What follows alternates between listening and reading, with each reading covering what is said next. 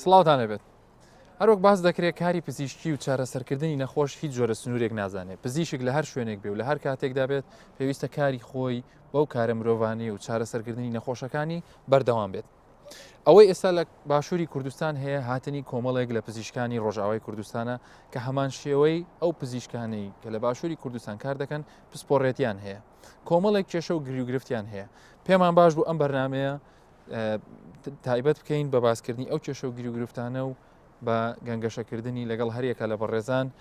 دکتۆر خاڵس قادر بەڕێوبەری گشتی دیوانی وەزارەتی تەندروستی هەروەها وتەبێژی هەمان وەزارەت بەڕێز دکتۆر سەلیم سەعید سەرۆکی ئەنجومەنی کوردستانی بۆ پسپۆڕێ پزیشکەکان و هەروەها بەڕێز دکتۆر شوان قادر سەرۆکی لقی هەولێری سندیکای پزیشکان و دکتۆر عیمران حەمدی وەکو نوێنەری بەشێک لەو پزیشکانی کە لە ڕۆژاوای کوردستانەوە هاتوونەتە باشووری کوردستان و لێرە بنوێنراتی ئەوان کۆمەڵی کێشە و گیرگرفت دەخاتە ڕوو بە هەمان شێوە بەشێک لە پزیشکانی خۆشەویستی ڕۆژاوای کوردستان لێرە تەشریفیان هێناوە و کۆمەڵێک پرسیاریان دەبێت هەموو لایەکتان بەخێربێن سەرسەر و سەرچاو زۆر سپاس. سەرەتا دکتۆر عیمران دەمەوێت لە بەڕێزت بپرسم ژمارەی ئەو پزیشکانی کە لە ڕۆژاوای کوردستانەوە ئێستا لە باشووری کوردستانن چەندە و چی دەکەن لێرە ئێوە؟ باش یەکەمین زۆر ئەمن بۆ مێ و بۆ برایمە پزیشکانی دکتۆری ڕۆژاوا هەموو سپاس دەکەن کەنالا کوردستان 24 و ئەم زۆر سپاس دەکەن حکوومەتە هەرەمە کوردستانی و ئەم زۆر پیرۆز دەکەن ڕفرەندۆمە و سەرخەبوونا کوردستانی و ئەم زۆر شاد و زۆر کێفخۆشن و شاوەک خەونێکی بوو ئەو ڕۆژ ئەم کوردستانێن. ئەم پزیشکانی ڕۆژئاوا تقریبا ژمارێمە ما بینی 150 پزیشکانی هاتن کوردستانی ئەوە تقریبا 4 سالی شێ بوو. هەموو ئەو دکتۆرانە یعنی پسپۆری بوون اختصاصی بوون و زیادەتر وە زەدی سەرنۆتژی ئەوانە گەورە بوون تەمەنێوان گەورە بوون. ئێستا ئەوانە تقریبا 120 دکتۆری ئێستایانە ئەوێدن ئەو دکتۆرانە قسمێکی جوان بەشێکی جوان چوون بەگەریانی ڕۆژئاوا و بەشێکی جوانجی چۆن ئۆروپا پەناپەر بوون. ئەومە دکتۆر ئەوێ دکتۆری پزیشکانی ڕۆژئاوا ئەوە تقریبا 4 سالێمە ئێرە بوو ئەوە کیشامای ئەساسی بوو ئەوە سپاس دەکەن زۆر وەزارەتە تەندروستی جەنابەتە دکتۆر و وەزارەتە تەندروستی ئەو دکتۆری پزیشکانی سووری هەموو تعیین بوون بە پریارێکی ئەنجومانێ و پێشی گو تعدیل بکەن ئەوە زۆرانەی کە هاتبوون دکتۆرجان هەموو تعیین بوون وەزارەتە تەندروستی ومە زۆر سپاس دەکەن پێشی گو تعدیل بکەن ئەوە بلکی دکتۆر نازکە کشمان هەموو ناز دەکەن ئەوە ئەو چکە پریا زۆر سپاس دەکەن و زۆر باش بووەیە بەس ئەوە یعنی بەڵام ئەو پریارەیە ئەو بوو 4 سال تقریبا ئەو دکتۆران هەموو لە گوندانێ جێوان دوورن ئەوە تقریبا 4 سال چێبوونە ینی ببوورە کە دەستیان بەکار کرد لێرە و لەلایەن حکوومەتی هەرێمی کوردستانەوە کە بڵێن تعیین کرانەوە لە ناو نەخۆشخانەکانی ناو شارەکان نین یعنی لە دەرەوەی شار هیچ دکتۆریا بوون هەموو دکتۆرانە لە گوندا بوون جینی دوور بوون یعنی ئەو شغڵێ ئەوە تقریبا 20 دکتۆری لە زاخۆ بوون ئەوێ لە نەخۆشخانەی ئێزاخۆ بوون ئەوە تقریبا ئەو زیاتر ئەو دکتۆرانە هەموو لە گوندا بوون جینی دوور بوون یعنی ئەوە تقریبا ئێستا یەک دکتۆر هەموو لە گوندانە یەکی دکتۆر ئیستا نییە یەکی پزیشکان دکتۆر نیە ڕۆژئاوا لە باژاری هەولێرە ئەو لە باژاری سلێمانیە هەموو ینی ئەوانە جێوان دوورن ئەوە تقریبا 4 سال چێبوون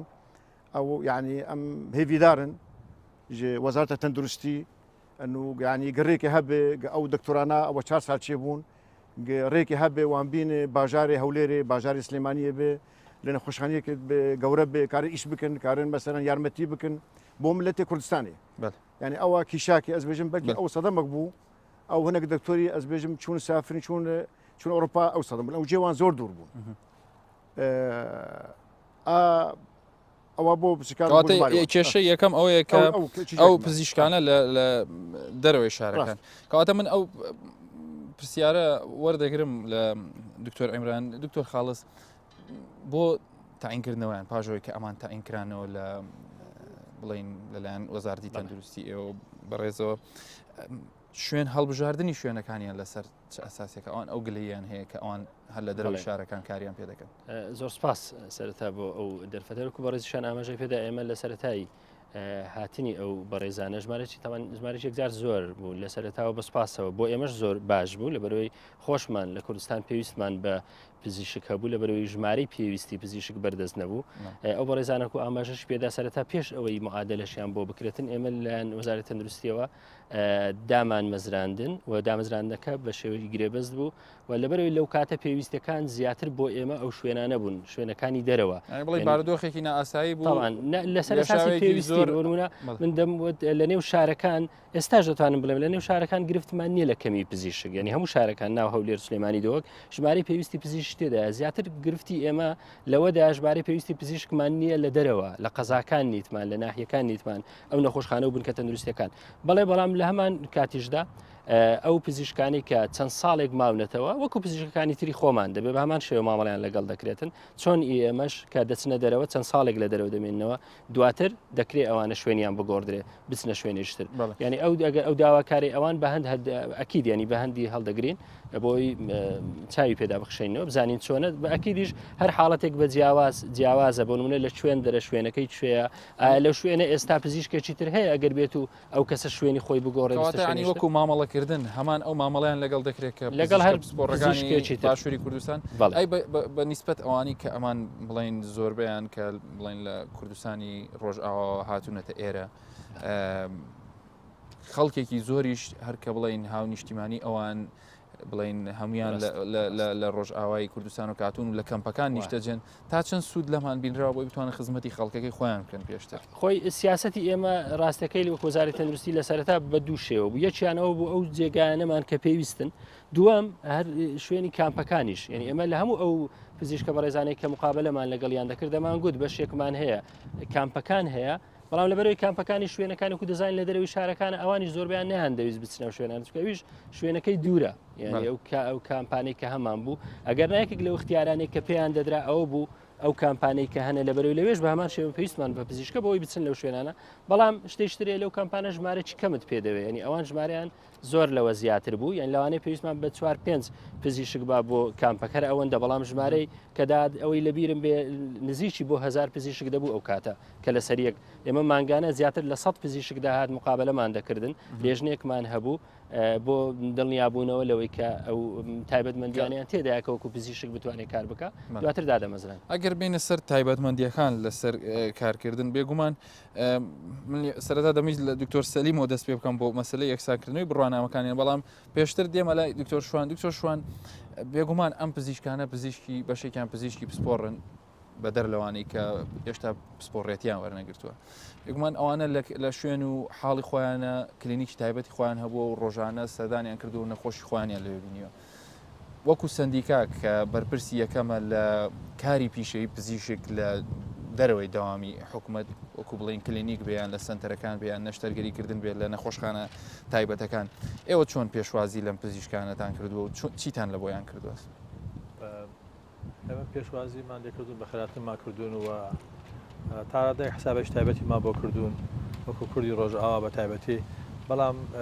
یاسای وڵاتمان هەیە یاساکە هەندێک شت هەیە خۆ دەزانێت تەنها تەمەشای وەرەقە دەکاتن لەنیشت لێکری زیان ناکاتەوە کە دەڵێ ئەوەی جنسی عراقی نەبیتن تەعامل لەگەڵ دەکردن وەکو دکتۆری غیر عراقی زعمە ئەوە چی یاسایش تایبەتمان نییە بڵێ ئەوانە کوردی ڕۆژئاوانە بەجیا حسابیان بۆ بکرێتن ڕاستە لە بێدار لە ئەنجومەنی وەزیران سندیکا داواتان کردووە کە جیاوازیەک هەبێت لە بینی بڵین کوردی بەشەکانی تری کوردستان باشوور بڵین بگورە ڕۆژئاوا باکوور ڕۆژهەڵات کە ئەمانە بە هەمان شێوەی پزیشکانی بۆ نمونە وەکو پزیشکێکی ئەڵمانی تەمەشانەکرێت کە پاسپۆرتی عراقی نییە یان جنسی عراقی نییە ئێمە دامان نەکرێ بەڵام ئێمە بەجۆرە یاسای خۆمان یاسای هەرێم لە سەرەتا ئەو بەڕێزانە کە هاتن هەمویان تعین کران لە وەزارەتی تەندروستی کوردستان کە تعین کران ئێمە وەکو سەندیکای پزیشکان هەمووی ئەطرافمان بە شادەکانیان کرد هەموو ڕێگاماندان یادە بکەنەوە لە مستەشفیەکانی ئەهلی ئیش بکەن دوایوی لە دادوەری گشتی ئەمە نامەیەکمان بۆ هات هیچ دکتۆرێکی بیانی بۆی نییە لە کوردستان ئیش بکە ئەگەر بڕوانامەکە یەکسان نەکردبێت لەبەر ئەوەی کە لە دادوەری گشتیەوە بۆتان هەدیانی هیچ کێشەیەک ڕوویدا بوو کەوا بکە کە لە داواکاری گشتی بۆتان بێت بەڵێ کێشە زۆر ڕوویدا نەک تەنها لە دکتۆرەکانی ڕۆژئاوا لەگەڵ دکتۆرەکانی غەیری ڕۆژئاوا ئەوانەی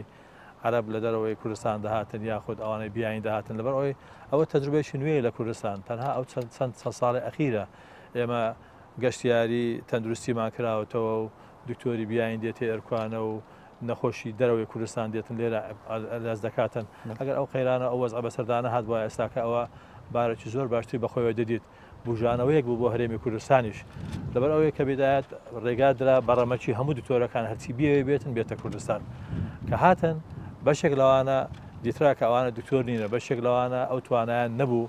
کە خزمەت لێرکانە بکەن بەشێک ئێمە دکتۆری خۆمان هەیە زۆر بەتوانە ئەو دکتۆرایان تر کە بەتوان نین لەبەرچی بێن لە کوردستان لێرکانە ئیشکەن نەخۆشەکانی خۆمان بدەین دەست ئەوانە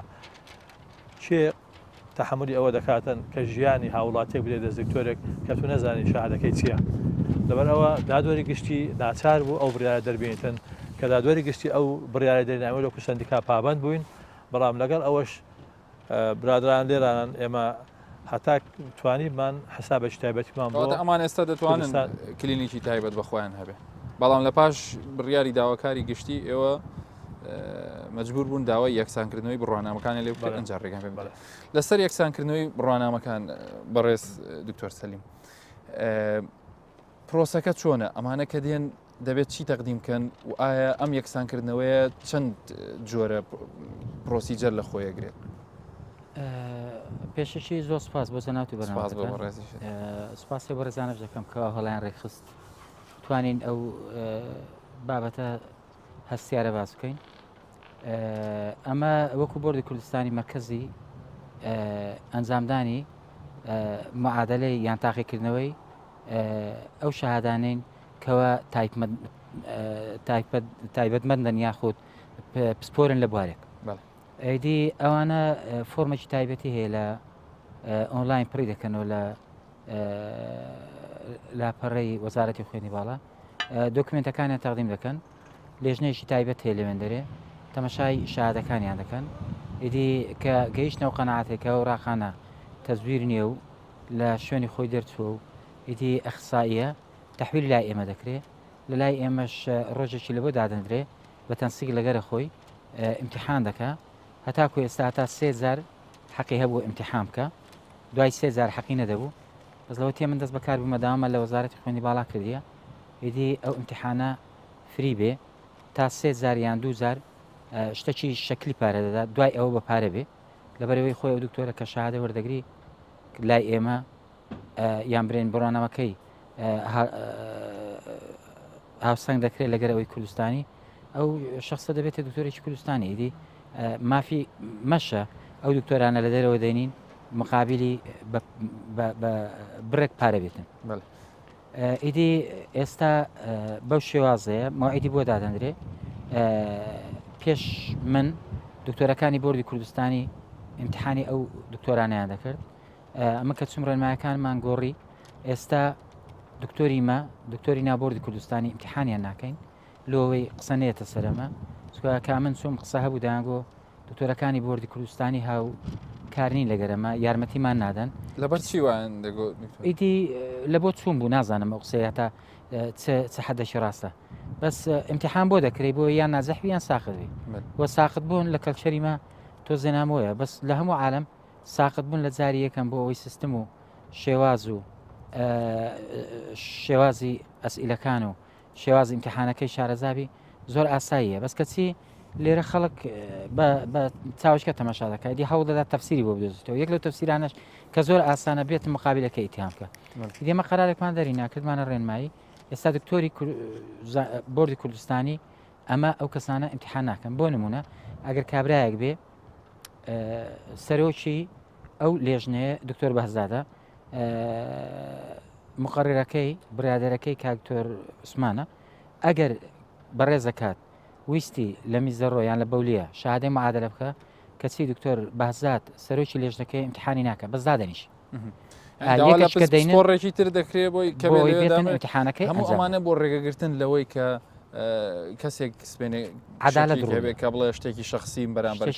عدالەت ڕووبدا یعنی ئەمە زۆر جار اختیاریش دەدەین ئەگەر هاتوو بووە ینی ئەگەر هاتوو ئەو کەسە 2000 نەچوو بوو زاری سێم پەیوەندی پێ دەکەن دەرێ نەمە دەمانەوێت ئەوەندە کەسە هەیە ئەتو ڕازی لەسەر ئەو کەسان امتحان بکەم خۆم داوام لێ کردی ئیدی دکتۆرمان لە بۆ تهدیدش کردی کەچی ئەوە بەس لە بۆ ئاسانکاری بووە ئیدی ئەو کەسە دێ امتحان دەکە بەداخەوە بەڕاستی امتحانەکەی کە ئەمە دەکەن امتحانێکی زۆر شکلیە ئەمە لە بۆ خۆم لە سوید ژیام و شادم لێ معادلە کردی دەزانم چۆنەوە ڕێنمایەکان لە ساڵی 2012 بۆ خۆم نووسیمەوە 2011 بوو لە وڵاتانی دەرەوە هەمان شت لە ئێوە داوا دەکرێت لە پزیشکانی ئێمە ئەگەر ئەقامی نەوێ ئەو بەڕێزانە زۆر بەبەختن کە هاتینە کوردستان وڵاتی خۆیانە پێویستیان بە ئیقامە نیە پێویستیان بە پرۆسەکی دوور درێژ نییە پێش ئەوەی بستنە ناو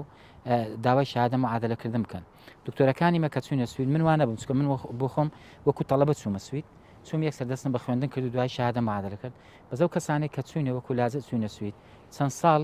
وەکو زەمید ئیشیان کردیە چەند ساڵ لە دەرەوە ئیشیان کردی لە مەطعام بلۆ شوێنانە دوایی کە تا ئیقامەیان دەرچووە ئەو زارستانە کولیان هەموو ئیمتیحان کردەوە ئەو جەبووینە مقیم کەچی عمریشیان گەورە بووە ئەو جە دوای هاتین ناخست زۆر باشە دکتۆر جان بن ئەگەڕێمە لای دکتۆر ئەمران ئێوە تا ئێستا لە ڕووی یەکسانکردنی بڕوانامەکانەوە ئەوەی بەڕێزت ئاگاداربی لە بڵین لە پزیشکانی ڕۆژئاوا تا ئێستا هیچ جۆرە کێشەیەکی زەق هەیە لەسەر یەکسانکردنەوەی بڕوانامەکان بۆ یەکسەر دەرای شادێ ئەوەی پزیشکانی سووری ئەوە یعنی هەموو کیشە نییە بوتکار بێژێ بەس ئەوە هەموو دکتۆری پسپوری ئەوەی هاتن ئێرە ڕۆژئاوا هاتن ئێرە هەموو دکتۆری کاربێژی پسپوری بوون و خبراوان دیشێ کارێ کلینیک وان دەبوون تقریبا 10-15 سال بوون هەموو دکتۆری گەورە بوون ئەوە تقریبا دکیشتێکی شێمە هەبوو بە یەکسەندن بە وەزارەتە ئەو بۆردە کوردستانیرە ئەنو ئەو لجنە فحص ئاشهادێ يعني جارنا جي مرد أن وك ناحية مزاجي هبو يعني كان دكتور برادر ما بون أو دو دربا سي دربا رسوب بون مع أو دكتور أنا يعني حمونا كان دكتور زيرك مباش بون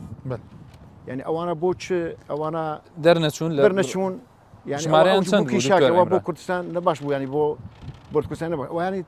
كانوا تشين مزاجي هبون وحمو دكتور سليم باسي يعني. دكتور سليم بۆ ڕێگەگرتن لەو میزاجیات لەگەر ڕێزم ئەمە کۆستماندانە فلتەرماندانەیە ئەوەمان بڕێ بەس من لەگە ڕێزم لەگە لە بۆ دکتۆری سووری ئەمە نەوانە هەموو بەڕێزن هەموو دکتۆری چاکەن بەس من خۆم وەکو ممثلی وەزارەتی تعلیم عالی زیاتر لە 20 ئیمتیحانی ئەو کاتی پێشەوەی بێمە بۆردی ئەو کاتی عامید بووم لە زانکۆی پزیشکی نوێنەری وەزارەتی تعلیم عالی بووم بەرپرسی شهادەکانی طبی بووم دەچوم لە ئیمتیحانەکان حاضر دەبووم لۆ ئەوەی مەزازی نەبێ لۆی لە ئیمتیحان دەرنەچن لۆەوەی شتەکە پرۆفیشنال بیتن لە زمانی ئیخساس خۆی ئیمتیحانی پێ بکەن من پرسیارم نەدەکرد بەس جێم دەکرد لەگەر ڕێزم لە بۆ قسەی کاتۆر ئەمرانی زیاتر لە 20 ئیمتیحان حاضر بووم لە هەر 20 یەک کەس بە حەقی خۆی دەرچوو ئەوەی دیکەی چی دەرنەچوو لەبەرەوەی لەگەر ڕێزم لە بۆ دکتۆرە سووریەکان زۆربەی زۆریان خەریزی ئەرمینیان یان خەریزی بیلاڕوسیان یان خەریزی ئۆکرانیان نەک لە کوردستان لە سویدیش ئەو شەهادانە لە وڵاتانە ئەتیباری لە بۆ ناکرێت و لە سویدیش ئەمن ئەو سەفەرم کردو جنسی سویدیم هەیە چوومەوە سوید بەداخەوە لە سوید قانونی سویدی دوو تراکتە بوو ئەگەر بێ و لە 5 ساڵ کەمتر لە شەهادەش لە اختصاصەشی ئیمتیحانت کردبی دەچی ئیمتیحانی کولی دەکەوێت دەبێ مقیم دوای دەبێ مقیم ئەقدام اختصاص وەردەگرێت سەر لە نوێ دەست پێ دەکەوێت ئەگەر لە 5 ساڵ زیاتر لە اختصاصەشی داوامت کردبی دەچی 6 مانگ داوام دەکەی پێدەرن پروفشنال یۆرینگ ینی تحت التدریب بە 6 مانگ تاوت کرد هەیە بە 2 ساڵ تاوای دەکەی بە 3 ساڵ بە 6 مانگ تاوت کرد شەهادەی بڕوان ئەوەی هەویە دکتۆری سویدی دەدەنێ دوایی دەچی دەرێ ئەمن ئەخسائیمە دەرم فەرمولەوە لە اختصاص خۆ داوام کە ئیدی هیوا هەیە بە 4 ساڵ هیوا هەیە بە 5 ساڵ هیوا هەیە بە 3 ساڵ داوام دەکات ئەمن لە بۆ خۆم بە 6 مانگ شەهادەی بۆردی سویدیم وەرگرت کەسی لێرە بۆردیشم نەبوو بەس ئیمتیحانیان کردم عملیاتەکانم کرد هەموو ئێستا ئەو سەفەرەی چوومەوە سوید قانونی سویدی لەبەر لەگەر ڕێزم لە بۆ دکتۆرە سووریەکان لەبەر دکتۆری سووری هەموو قانونەکە گۆڕا ئەگەر 30 ساڵیش تەخەڕوزت کردی لە اختصاصەکی دەبێت بچی ئیمتیحانی کولی بکەوە ببیێ مقیم ئەقدام سەر لە نوێ اختصاص وەربگری ئەوەش هەموو کەسێک دەزانی هەر پەیوەندی بە هەر دکتۆرێکی سویدی بکە ئێستا کوور دەلەوێندرێ ببینە ئەمە لە بۆ خۆم 35 کەسم برتە سوید پێش چەند ڕۆژ شخصم لەگە دەکردن ئێستا تەعیینبوونی دکتۆری ئەزنەبی لە سوید وەکو وای بووتە مستحیل لەبەرچە لەگەر ڕێزم دکتۆری باشان تێدا دکتۆری سووری هەی خەریزی دیمەشقی تێدا جامعی مەشق باشە جامعە حەلب باشە بەس ئەوانەی کە داهاتنەوە لەگەر ڕێزم لە سویدی جواب بوو خۆ بەس لێرەوان نییە لە دانیمارکی جواب بوو ئەوانەی لە ئەرمینیای یان لە ئۆکرانیا یان لە بیلاڕوسیا یان لە رووسایی و ئێستا لە کوردستانی لەگەر ڕێزم ناتوانە شادیان معادلە بکەن کەواتە کێشەکە لە سەرچاوی شەهادەکەیە کە پێش ئەوەی کە بەخۆت بەڕێزت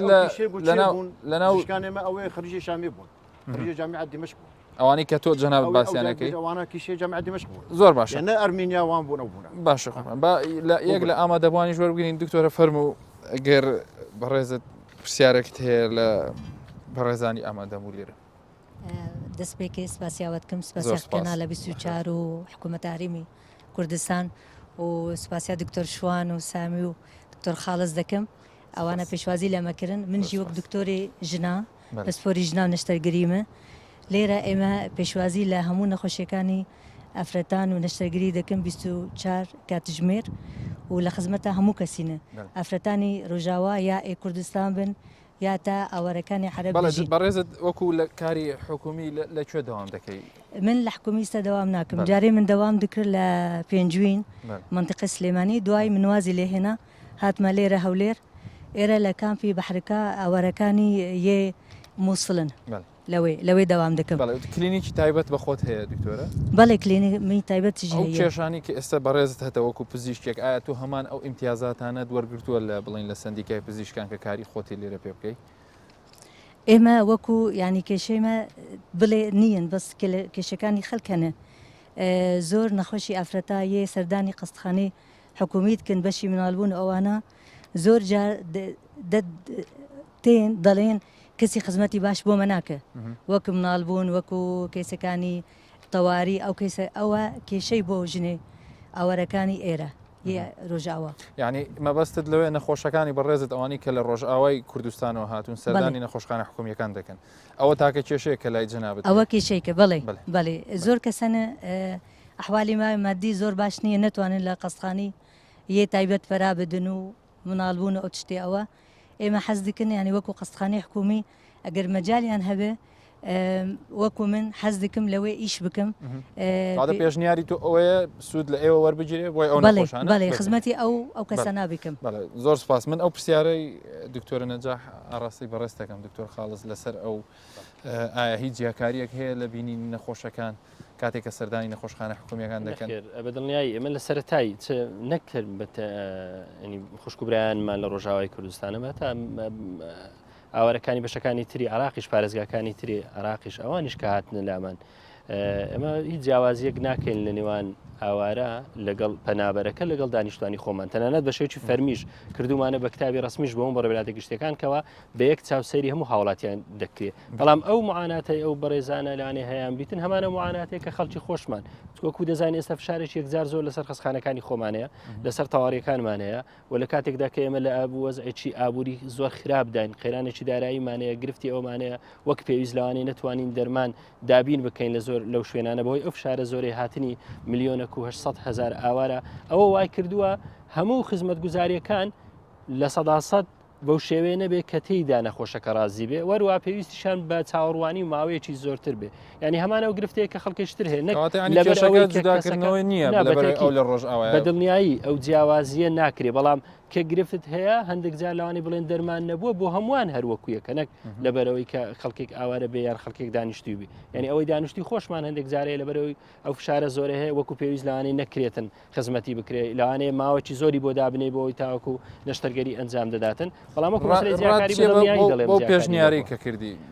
زۆر بە کورتی پێ وەکو گوتم بە جۆرەی پێویستمان یعنی ئمە هەر پزیشکێک بە جۆرەی پێویست لەوانەیە ئەمە لە ناو شارەکان ئێستا لە نەخۆشخانەی ویلادەی هەولێر بۆ نەگەر سێرکەی لەوانە مشکلەوەم نەبیتن کە دکتۆری پسپۆرت چەندی تێدا ڕاستێک بەڵام لانی گرفتی ئەوم هەبوو شوێنەکان وەکو پێویست نیە یەک نەخۆشخانەمە ئێستا هەوڵی دروستکردنی نەخۆشخانە چترین لەوانەیە لەو نەخۆشخانەی تر پێویستمان زۆر باشە لەبەر گرنگی بابەتەکە و لەبەر درێژدان بە وەڵامدانەوەی ئەو پرسیارانە پێمان باشە ئەم بەشەی بڵین ئەم بەرنمەیە بەشی یەکەمی کۆتایی پێبێنین بەڵام ئێمە خۆشەویستان بەردەوام دەبین لەسەر ڕیکۆردکردنی بەشی دووەمی پرسیارەکان و بڵین ئەو پرسیارانەی کە لەلایەن پزیشکانەوە دەکرێت و ئاڕاستەی لایەنی پەیوەندیدار دەکرێت بۆ تا ئەڵلقەی داهاتوو هەموو لایەکتان هەرتەن دروست بن لە هەفتەی داهاتوو لەگەڵتان شاد دەبین و بۆ تەواوکردنی ئەم بابەتە.